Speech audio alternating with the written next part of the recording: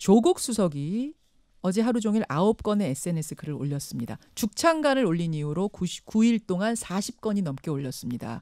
예를 들면 애국이냐 이적이냐, 강제징용 판결에 대한 비판, 왜곡하면 친일파다, 뭐 이런 글들. 이제 국민들의 이런 분노에 대해서 지지하는 이런 트위터.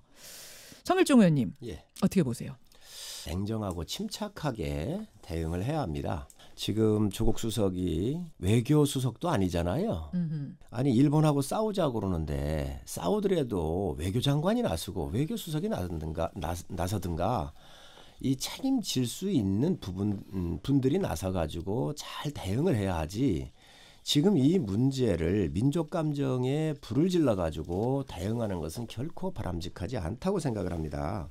이 부분에 있어서는 정말 국가에 책임 있는 분들이 말을 잘못해놓으면 외교 당국자나 대통령께서 움직이시기가 굉장히 협소해집니다.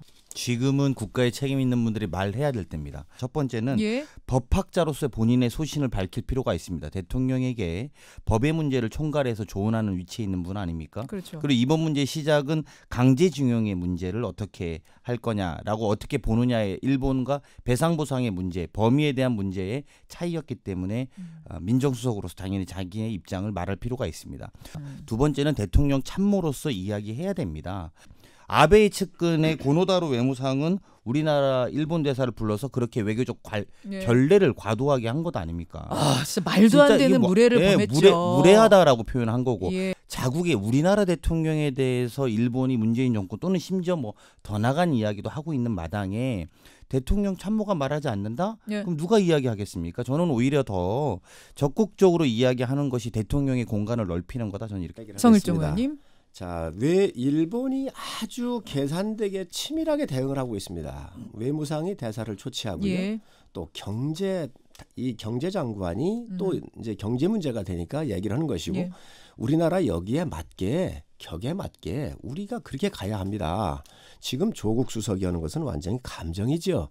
친일 프레임이라고 하는 이 프레임을 쓰여서 우파를 괴멸시키려고 하는 교활한 정치적 술수가 이 속에 또 숨어 있어요. 누가 이 강경화 장관 보고 나서지 말라고 하는 사람이 있습니까? 당연히 나서야 합니다. 전 다행입니다. 일단은 강경화 외무장관이 나서도 된다라고 이야기해 주셔서 다행이고요. 외무장관이 이야기하면 공식적인 발언이 될 겁니다 아마. 그리고 그 공식적인 발언에 대해서 이제 한국하고 일본이 전면전하냐 이렇게 떠들 거기 때문에 외무장관이 아닌 다른 사람들이 많이 이야기해 줘야 된다고 봅니다. 저는 오히려 정부가 냉정한 자세를 갖고 있고 국민들이 지금 소위 불매운동, 일본 제품 불매운동을 하는 것은 정부가 자제하고 있다는 게 역설적으로 잘 설명되고 있다라고 봅니다. 국내 정치에 이용하는 것 아니냐라고 이야기한다면 제가 뒤집어 말하면 유독 왜 우리가 중국과 사드 문제 있을 때 또 북한과의 대응에 있어서는 강하게 대응해라. 우리 자존심도 없냐. 이렇게 하면서 왜 일본에는 유독이 저자세 외교해라. 직접 가서 찾아보고 이야기해라. 자, 그 답변 듣고 갈까요, 성 의원님? 정말 언제 야당이 저자세로 하라고 그랬나요? 냉정하게 하자고 그랬습니다. 이 문제는 복합적으로 되어 있습니다. 냉정이다. 제가 그렇습니다.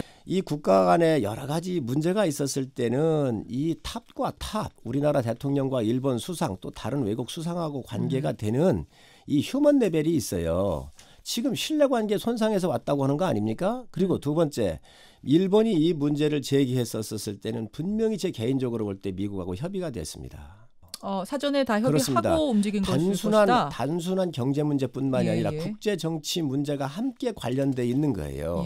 그런데 지금 오히려 강하게 좀 불매운동도 하고 이렇게 하는 것이 정부가 외교를 할 때, 협상을 할 때 더 강한 카드가 되지는 않겠습니까? 국민들의 여론이 이렇다라고 하는 것을 민간 차원에서는 할 수 있지요.